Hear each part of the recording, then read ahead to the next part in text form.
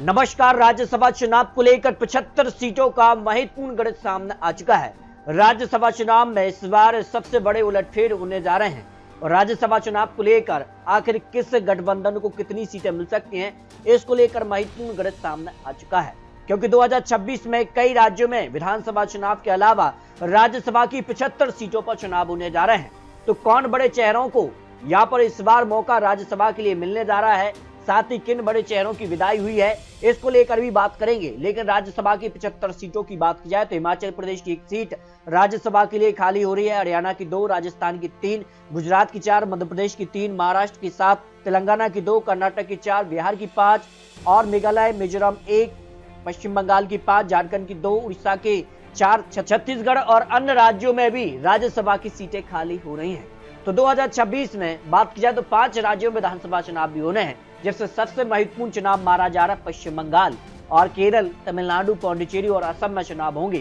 तो क्या कुछ आंकड़ा बन सकता है 5 राज्यों में, कहां किसको फायदा, कहां किसको नुकसान, राज्यसभा का गणित क्या कहता है। राज्यसभा के लिए यहाँ पर बात की जाए तो बड़े सांसद इस बार रिटायर होते नजर आए हैं। राज्यसभा में फिलहाल एनडीए के पास 129 तो विपक्ष के पास 78 सांसद हैं और ऐसे में 75 सीटों के जो आंकड़े होंगे वो कहीं न कहीं राज्यसभा चुनाव के दृष्टिकोण से महत्वपूर्ण हो जाते हैं। क्या कुछ आंकड़ा है। शरद पवार, प्रियंका चतुर्वेदी, केंद्रीय मंत्री रामदास अठावले का कार्यकाल भी इस बार समाप्त हो रहा है। राज्यसभा की ये सीटें खाली हुई हैं। नवंबर में ही बिहार में 5 सीटें खाली होने जा रही हैं। साथ ही आरजेडी के प्रेमचंद गुप्ता, अमरेंद्रधारी सिंह, जेडीयू की हरिवंश नारायण और केंद्रीय मंत्री रामदास ठाकुर के साथ उपेंद्र कुशवाहा का कार्यकाल भी अप्रैल में समाप्त होने जा रहा है। तो राज्यसभा चुनाव को लेकर क्या आंकड़ा सामने आ रहा है। बिहार की अगर बात किया तो बिहार में 5 राज्यसभा की सीटें खाली हो रही हैं। हाल ही में बिहार में विधानसभा चुनाव भी हुए हैं। 243 सीटों के लिए 5 से भाग देने पर जो संख्या आती है, उतने विधायक उस पार्टी को सपोर्ट करेंगे तो 1 राज्यसभा का सदस्य यहाँ पर चुन लिया जाता है। फिलहाल बिहार में अगर बात किया तो एनडीए के पास 202 विधायक हैं और अगर बात किया तो 49 विधायक 1 राज्यसभा की सीट चुन लेंगे। तो ऐसे में 4 सीटें एनडीए के पक्ष में और 1 सीट ही यहाँ पर जो है इंडिया गठबंधन के पक्ष में जाती नजर आ रही है। बिहार को लेकर जो आंकड़ा सामने आ रहा है। बात किया उत्तर प्रदेश की, उत्तर प्रदेश में सबसे ज्यादा यहाँ पर 10 राज्यसभा की सीटें खाली हो रही हैं और 403 यहाँ पर विधायक हैं और भारतीय जनता पार्टी के पास 255, समाजवादी पार्टी के पास 111, कांग्रेस के 2 हैं, बीएसपी का 1 और अन्य पार्टी के 34 विधायक आ जाते हैं। तो अगर उत्तर प्रदेश की बात की जाए तो भारतीय जनता पार्टी अपने दम पर यहाँ पर करीब यहाँ पर जो है 8 सीट तक निकाल सकती है। 7 से 8 सीट उनके पक्ष में जा सकती हैं, क्योंकि यहाँ पर अगर बात की जाए तो करीब 41 विधायक है, 1 राज्यसभा सीट है यहाँ पर विधायकों की संख्या के आधार पर तय होगी। उस आधार पर भारतीय जनता पार्टी यहाँ पर ज्यादा सीटें हासिल कर रही है और समाजवादी पार्टी को यहाँ पर बात की जाए तो यहाँ पर 2 से 3 राज्यसभा की सीटें मिल सकती हैं। अगर अन्य का समर्थन उनके पास चला जाता है, 120 तक का आंकड़ा पहुंचता है, तब यह आंकड़ा बन सकता है। बात की जाए महाराष्ट्र में तो महाराष्ट्र में भी यहाँ पर 7 राज्यसभा की सीटें खाली हो रही हैं। महाराष्ट्र में बात की जाए तो 42 विधायक 1 राज्यसभा सदस्य चुनेंगे जो है। उस आधार पर अगर बात की जाए तो यहाँ पर जो है 4 से 5 यहाँ पर राज्यसभा के सदस्य भारतीय जनता पार्टी एनडीए के, जिसमें एकनाथ शिंदे और यहाँ पर बात की जाए भारतीय जनता पार्टी और एनसीपी, और अगर बात की जाए तो महागठबंधन में केवल 2 ही यहाँ पर राज्यसभा के सदस्य चुने जा सकते हैं, क्योंकि महायुति के पास 230 विधायक हैं। और अगर बात की जाए तो इस बार काफी बड़े उलटफेर भी महाराष्ट्र में देखने को मिले हैं। जबकि राज्यसभा को लेकर बात की जाए तो पश्चिम बंगाल काफी महत्वपूर्ण राज्य माना जा रहा है और यहाँ पर 5 राज्यसभा की सीटें खाली हो रही हैं। और यहाँ अगर बात की जाए तो सबसे ज्यादा सीटें ममता बनर्जी की पार्टी तृणमूल कांग्रेस के पास 215 और भारतीय जनता पार्टी के पास यहाँ पर 77 यहाँ पर विधायक हैं।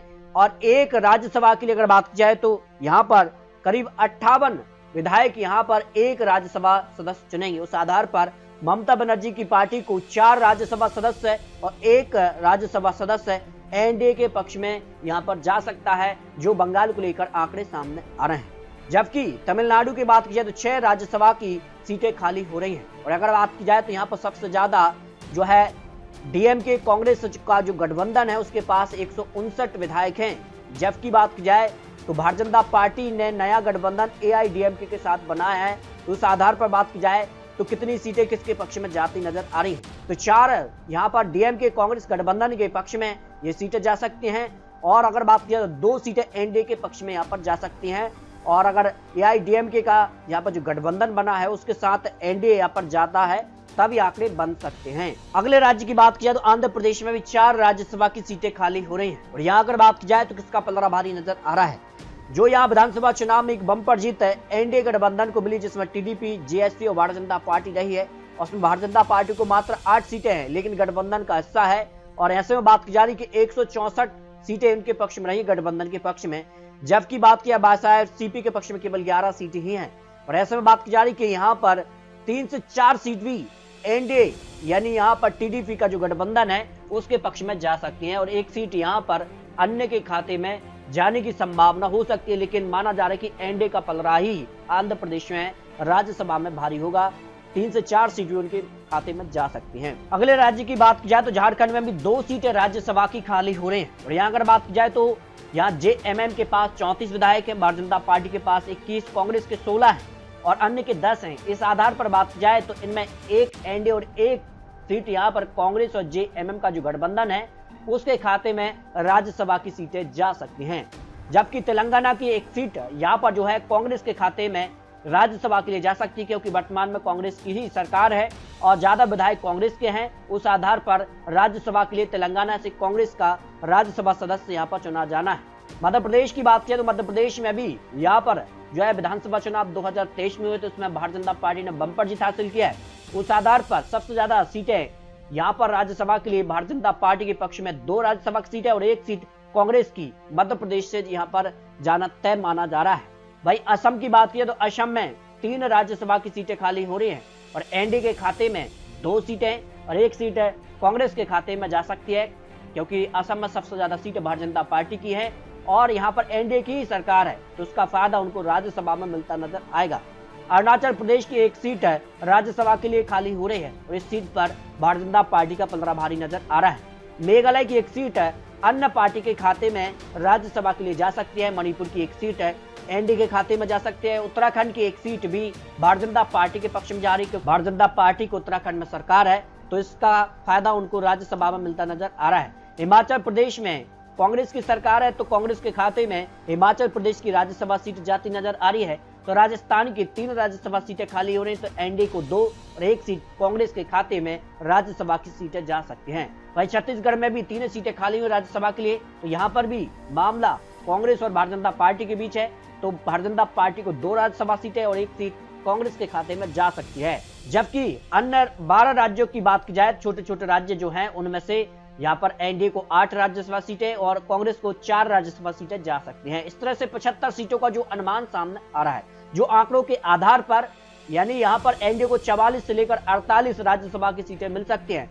भाई इंडिया गठबंधन कांग्रेस गठबंधन को 24 से 28 सीटें और अन्य के खाते में 5 राज्यसभा की सीटें जा सकती हैं। तो इस तरह से बात की जाए तो राज्यसभा में इस बार एनडीए का पलड़ा भारी हो सकता है, एनडीए को बहुमत का आंकड़ा भी मिल सकता है, क्योंकि 2026 के आंकड़ों की अगर बात की जाए तो एनडीए करीब 48 सीटें मिलने की संभावना है और राज्यसभा में एनडीए की ताकत बढ़ सकती है और जो यहाँ पर बहुमत का आंकड़ा है उसके पार भी एनडीए जा सकता है, क्योंकि राज्यसभा में फिलहाल एनडीए के पास 129 सांसद हैं और विपक्ष के पास 78 ही हैं। और ऐसे में राज्यसभा चुनाव की 75 सीटें निर्णायक हो जाती हैं।